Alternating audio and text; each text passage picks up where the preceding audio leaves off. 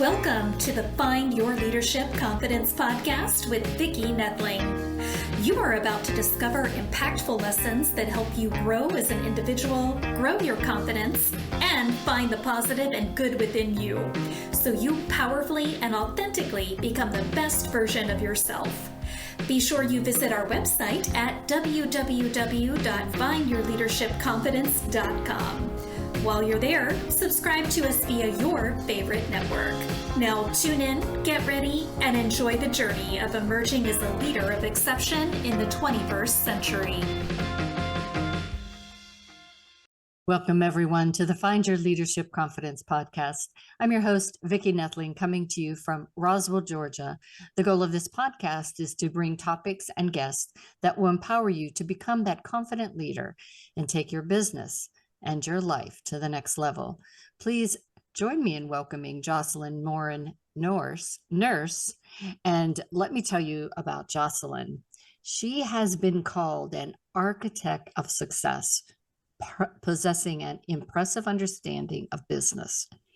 In a career that took her from public service to entrepreneur to CEO of a software company while growing her own leadership training company, she found a passion for impactful leadership, employee empowerment, sustainable growth, and business agility. She has led teams of 40 plus members, managed operations through crisis and transformation, redesigned recruiting processes, and overhauled business financials, leading to profitability and measured growth. Through her company, Loentis, I said that wrong. I'm sorry. Loxentis. Loxentis. All right. Loxentis. We'll try this again. Becca, you can cut this out.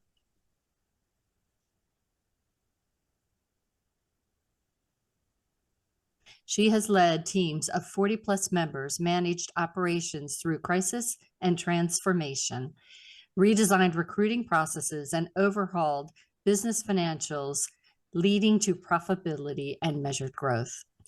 Through her company, Loxentis, she teaches leaders how to attract and retain top talent, leading to sustainable growth through impactful leadership, targeted recruiting, and employee empowerment. She also is the chair of the Forbes Business Council Employee Empowerment Group and a member of Women Executives and Public Speaking Groups. I thought today a great topic would be essential leadership skills to grow a successful, people-centric organization. Please welcome Jocelyne Morin-Nurse. I am so sorry for not saying I'm going to have to just write it on the board 100 times. Loxentis. Oh, it's all great. All good, all good. Thank you so much, Vicki. I'm so happy to be here and be chatting about this super important topic with you. It is. It really is. I think that the pandemic even brought out how much more important having a people-centric organization really is. But before we get into the heart of all this, we always give an easy question. So tell the audience, where do you call home? Well, I live on Vancouver Island, which is in British Columbia, Canada. And for those of us who are like, where? It's north of Seattle. Well, I know exactly where it is, and it's a very beautiful place. And I was always very impressed with the fact that you have redwood trees, which I only knew them in the redwood forest in the US. And I was like, oh my God, they're here in Canada too. Yeah, absolutely. And we have these old growth trees that are like 800 years old. Yeah. It's something else to see. Mm-hmm. Yeah, definitely worth a visit to Vancouver for sure. Yep. All right. Please share your story of the journey that you took. We heard about your journey, but talk to us about what it was like for you to go from where you started to where you are today. Yeah. Unlike some people, my journey was not linear. Some people are like, I know exactly what I want to do. I'm studying this thing and I'm going to do the thing. I am not that person. I tried all kinds of things, meandered here and there, even took a 5-year nomadic break where my husband and I were living on a sailboat for a year, then 4 years living on a motorhome and just traveling. And I had my own writing business at the time as well. Did continue working, but just kind of trying this and that, and trying to figure out what it is that really brought me life. What was it? What was that passion that I had? And I was growing my business, my writing business at the time. And then I started working at the software company, essentially as an executive assistant. And I started getting more and more involved. And I discovered that I had an opportunity for bigger impact. And I became the director of accounts and content. I became their COO, and then eventually becoming their CEO and running their organization for them. And through all of this, I discovered that what really lit me up the most was having that positive impact on people, whether they are team members, whether they are the clients, or whether it is an organization itself. And it's just optimizing all of that and just making sure that we are running a business that is both about profits and people, not this versus. And yes, sometimes it's going to move a little bit more to one side or a little bit more to the other. But at the end of the day, is how do we balance the two? And I just loved it so much. I said, you know what? I'm going to run my own business doing this. And so that's how I started my own company, Luxentis. And I started offering coaching and all that stuff to be able to share everything that I've learned along the way. Such a great story, because, it really demonstrated that your mindset was truly in that leadership mindset. And a true leader thinks about others and how you can help others first. And so it's wonderful that you do that. And there's so many organizations that don't have it yet, that they don't get it, and they struggle and they don't know why. Absolutely. Can't run a business without people. Exactly. Yes. You can have wonderful profits, but if you don't have the people sustaining the business, it's not going to last. And it has to be hand in hand. And it's the same thing where if we say we want to push it too far to the people side, then at some point your managers or leaders are going to burn out, because you're putting them in a situation where they only can help individuals, and then the organization is going to start to suffer. And so it's always pushing for that middle, because again, if you go too far on the people side, that's what's going to happen. But if you go, as we've seen, if you go too far on the profit side, then you're not going to have these amazing individuals who are going to stay. And if you're not retaining and growing individuals, that is costly. Because if you're always changing out your staff, it's going to be costly in terms of onboard. Let's start with recruiting. It's going to be costly in terms of recruiting, then onboarding, then the loss of information, because you've got this revolving door of individuals, and they're not going to refer their friends. How many times have I had amazing individuals because people are like, oh, you have to apply for this job. This company's amazing. If you don't have that, that gets known as well. Yeah, for sure. Absolutely. And I think too, for the longest time, people just thought, well, it's just a butt in seat. And then the other piece is they didn't think about succession planning. So you talked about people leave and you don't know what's happening. Way in the day, I know I'm a little bit older than you, but we used to do a thing at one point. It was called job breakdown, but basically is you wrote down everything you did in your job. So if you were sick or whatever, somebody, your boss or anybody could do your job for you. Well, that kind of went away. And then when somebody left, I don't know if it was our way of thinking, well, let them know how important I am. I'm not going to tell them what I do or how I do it. And then, when I leave, kind of thing. And that isn't healthy either. So when we talk about people-centric, it isn't only the person that is the employee, but it's also how do you as an employee treat your managers too, to make them want to be better at what they do or feel appreciated. So it's a two-way street. And I think sometimes we don't discuss that. We all think that everybody is a terrible manager, but Yeah. but a lot of times the really good managers do get burned out, or Absolutely. or their manager may be not great and only pushing about the bottom line. And so now you have this, oh my gosh, I'm trying to be the way I know I need to be from a people perspective, empathetic and using EQ, but then that bottom line piece is there where they're like putting pressure on me. So talk about that. Try to balance that thing.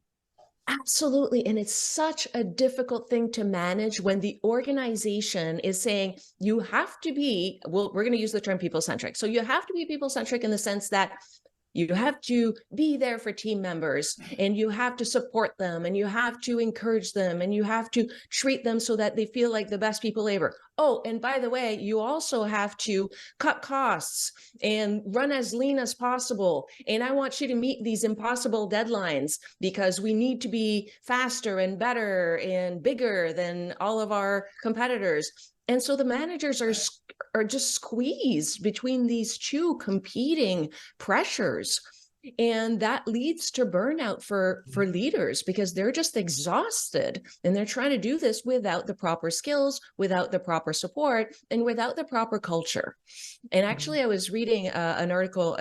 It was a report that Deloitte put out in response to it wasn't that long ago with all the Great Resignation and all that stuff. A lot of businesses said, okay, we need to support our employees. So we're going to throw a lot of money at perks. And so we're going to offer them all these benefits and these employee support and whatever. Great. And so they're spending all kinds of money on this. And then they realize it's not working. They're like, oh, okay, but we're throwing all this money at the employees. Well, yeah, but what they found is one of the things that was impacting why it wasn't working was leadership behaviors at all levels. And so if you don't change the mindset, if you don't change the culture, the way people behave daily, then even if you buy all these perks, it's not going to make the environment better. I remember talking to a team member at another organization who was super frustrated because it's like, they're giving me unlimited time off, but I never have time to use any of it. Yeah. Because they were always like, oh no, we have this deadline. You can't take your time. Oh no, now's not a good time because we have this other deadline. It was in software. And so they were rolling out all these features, but it was never a good time. And I was like, when are you ever on vacation? So I don't have time for vacation, but I have on paper all this beautiful vacation. Yeah. So it's really about, especially for those who, well, I would say if the person's a manager themselves finding that they are in this situation, that they're being squeezed, I would say to have a conversation about the culture and talk to their, let's say the director or whatever, and start that conversation. Say, hey, I'm feeling squeezed out and here's why. Yeah. And try to have that conversation and start there.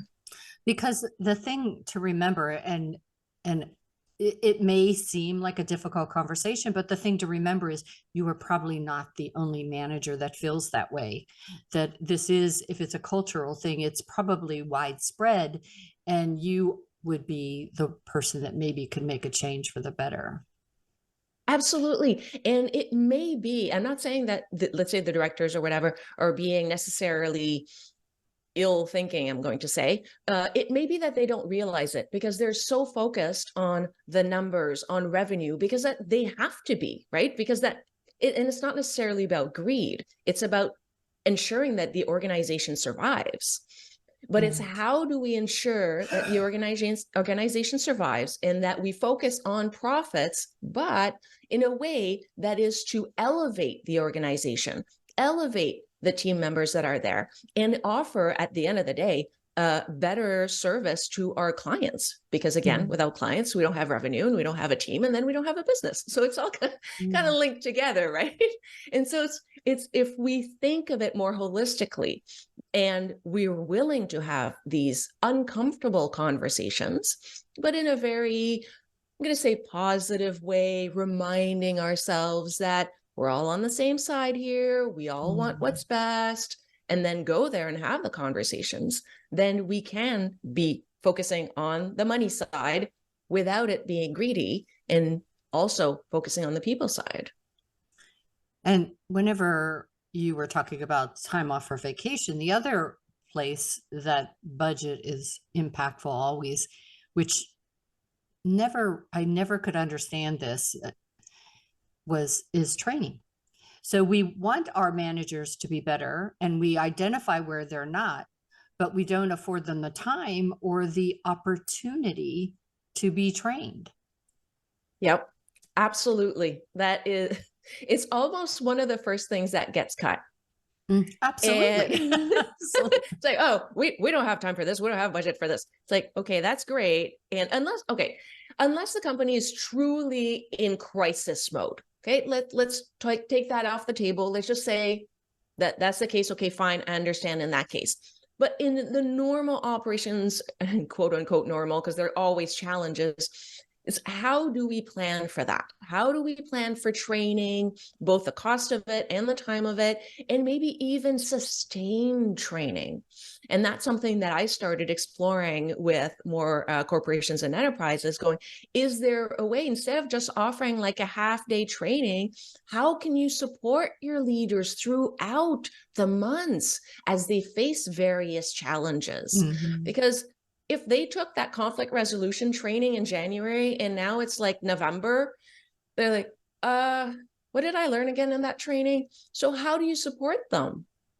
And so it's important because, again, it will impact your bottom line, period. Yeah, for sure. Absolutely. Because if you have, again, going back to that revolving door of people, it's going to impact your bottom line. Your team members aren't going to be as productive. You're going to spend a lot of time recruiting or attempting to transfer knowledge from the individuals that have left. And it costs money. And dealing with the conflict, if you don't know how to address it at the root cause, dealing with that, again, it costs money. Or even clients. If there's inner fighting between your team members, and then that spills out, and then the clients get terrible service because of it, hey, guess what? It's costing you money. So when we train, it's really an investment in the organization. And there, again, as double-sided sword too, how, say you do have training and your people are able to go to that, but how are you as the manager, what are you giving them in terms of supports? Or are you making them feel like, oh yeah, here you're going on training? Yeah. And I'm texting you all the time while you're at training, and making you feel guilty for being at training, that you don't really absorb any of the training. And now, you really cost the company money because you're having them not get better, and they've screwed up a project. Absolutely, yes. The leadership has to be on board and believe in that philosophy, believe in that people-centric philosophy of, if you elevate your team members, you are actually improving you will improve your operations. Yeah, absolutely. So we talked a little bit about leadership philosophies. What would you say is your chosen leadership philosophy? Well, I use the term people-centric, and actually I've changed it a few times, because as I read more and discover more, I'm like, oh, you know what, that's more reflective. And it actually started, I've always had that mindset, but I didn't have a word for it. I always believed that the leader has an important role in terms of coaching and being a role model. And it's showcasing not just the good side, but when things don't go well, how do they behave? And so I kind of started reading a lot of books on various leadership styles and all that. And I came across, I want to say, Robert Greenleaf's Servant Leadership. And I started reading about, like, ooh, oh, that sounds a lot like my philosophy. But then I found it's like not quite active enough, because I'm a little bit more hands-on than that servant part. And so that came across people-centric leadership. So, okay, yes, that reflects what what I think. But at the end of the day, what it is simply that idea of impact. Yeah. And I believe that as leaders, we have a unique opportunity to have that positive impact. And actually, I came across another term. It was a transformational leadership. I've used that a few times as well, which is a little bit more active. But it's that idea that most people have to work. That's a reality. And they spend so much time at work, sometimes more with their work colleagues than they do with their own families. Yes. And how that time is lived, how that experience will impact who they become as individuals. Mm-hmm. Because if they have a manager who is constantly telling them that they're terrible, that, oh, wow, everything that you, you did that. Oh, I actually, just as an aside, I had someone actually say to me, throw out something I had written, throw it on my desk and go, did you even think when you wrote that? It's like, what? When you're being spoken to like that, it's like, it really hits you deeply. And even if you're like, oh, that was ridiculous and shake it off, it kind of stays with you, especially in those moments where things don't go well. Yeah. When we start replaying, that tape of every bad thing I've ever done in my life and every mistake I've ever made, when things don't go well. And so that gets becomes part of that highlight reel. And so I truly believe that as leaders, we have an opportunity to at least make it better somehow. And we can't necessarily change people's circumstances. They may be living some things that are incredibly difficult at home. They may have an aging ill parent that they have to take care of, or they may have a child that has special needs, or they may have a spouse that was just laid off, or we don't know. There are all kinds of situations. But if we can help elevate them during the hours that they are at work, then at least we are hopefully helping develop some skills that will transfer and will help them deal a little bit better with what's going on. Or if we provide them with a little bit of self-confidence, they can maybe bring that out and again, help them deal with other situations. And so I truly believe that leaders have this opportunity, and it really speaks to me to show up and be my best self and try to be that person to have that positive transformational impact. I think because of, the things you're talking about, I've experienced both ways. And that's why after I retired and I started this new journey, I coach on leadership for the 21st century, leading with your heart, your head, and your hands. And it's really that first piece, your heart is having that people-centric community. How do I help those people be more? But then once you get them in your community or whatever, then you can start throwing the logic and having them part of the solution and things like that. And then the servant leader part is the hands. It all works well together, but you first have to get them to understand that they matter. Yes. That you really can't do anything else until they understand that they matter, or they will be in that revolving door. Yeah, absolutely. Oh, that's so beautiful. I love the way you just put it. That's exactly where it starts, to making them feel like they matter. They have to. And when they don't, and you can't have bosses that tell you that what were you thinking when you wrote this? Exactly. All right. We're running short on time, but what is your approach regarding conflict as a leader? I've really learned to embrace healthy conflict. And I'm just going to start by saying I was not someone who was comfortable with conflict when I started as a leader. I was actually the person who was always stressing if I had to have a difficult conversation with somebody on my team, like talking about like 3 a.m. being awake, going through, how am I going to do this? What am I going to say?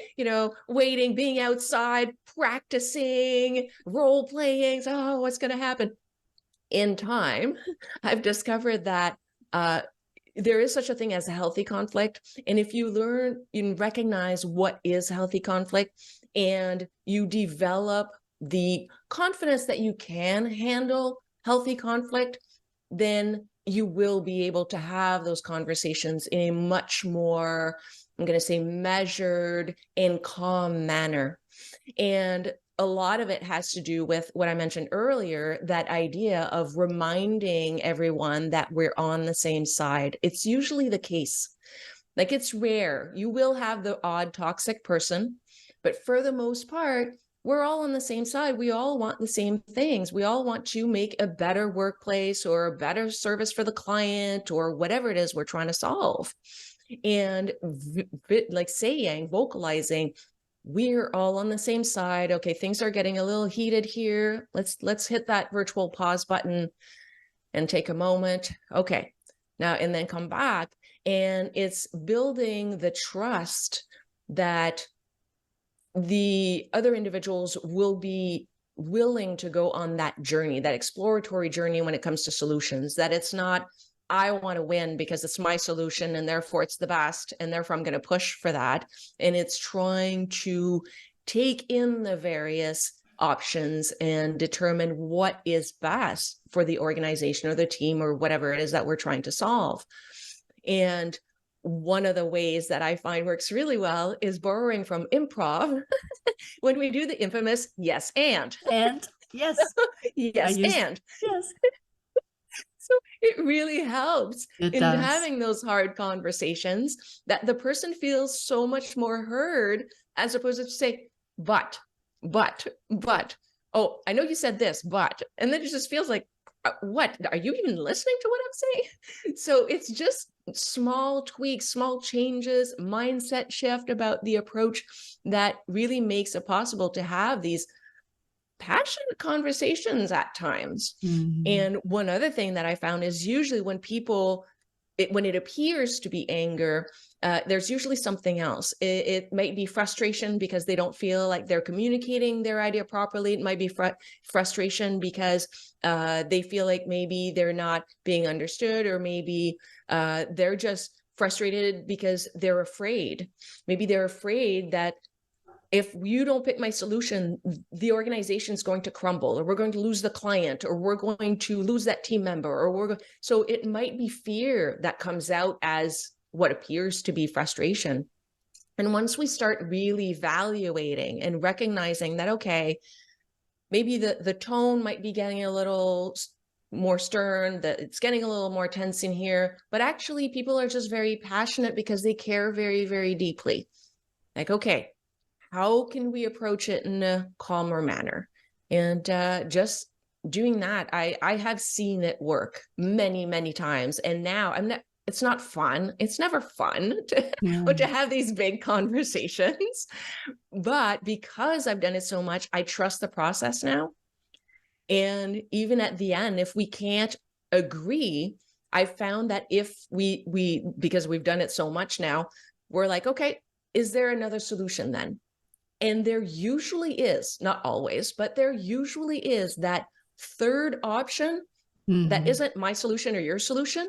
It's a completely new solution, and not even like a compromise from our two solutions, something completely new that we come up with together now that we've let go of that initial solution that we've had. Right. And I've felt that works really, really well. And it helps move things forward and get back to productivity, as opposed to keep, I'm going to say, fighting about those things. Yes, arguing about it.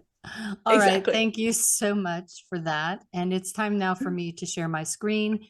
Those that are just listening, please note that I'll give the information for our website orally, but you could go to my website, findyourleadershipconfidence.com, or my YouTube, Vicki Noethling, to be able to get all of this, do a screenshot. If you're watching this, though, you can do a screenshot right now. The website is the https://www.loxentus.com. And Facebook is her name, Jocelyne Morin-Nurse. And LinkedIn is Jocelyne Morin-Nurse. Instagram, same. And YouTube at Jocelyne Morin-Nurse. I'm going to let Jocelyne talk to you about what you can find when you go to her website and how you can better connect with her. Jocelyne. Thank you. So basically, the very first thing I would say is check out my YouTube channel. Get to know me a little bit better. You see, I put out tips every other week, and it has to do with leadership and entrepreneurship. So just get to know me a little bit better, get to know the philosophy, and learn a few tips along the way by subscribing for the YouTube channel. And if you go to my website, you'll find some coaching packages there. If ever you find yourself in that type of situation and you'd like a little bit of extra support, let's chat. And I would love to hear from you and get to know you a little bit better and see how I can help and support you. Well, Jocelyne, it has been wonderful chatting. We could probably spend about another couple hours talking about this. I think so. I'll have to have you back and definitely have you on one of my summits to share your insights. But as always, I recommend that everybody remember that life is a journey and it's up to you to enjoy the ride. This is Vicki Noethling signing off. Thank you for tuning into the Find Your Leadership Confidence podcast with Vicki Noethling, where we share impactful lessons that help you grow as an individual, grow your confidence, and find the positive and good within you so you powerfully and authentically become the best version of yourself. Remember to visit our website at www.findyourleadershipconfidence.com and enjoy even more great episodes like this one. Again, while you're here, subscribe to us via your favorite network. We look forward to seeing you next time on the Find Your Leadership Confidence podcast.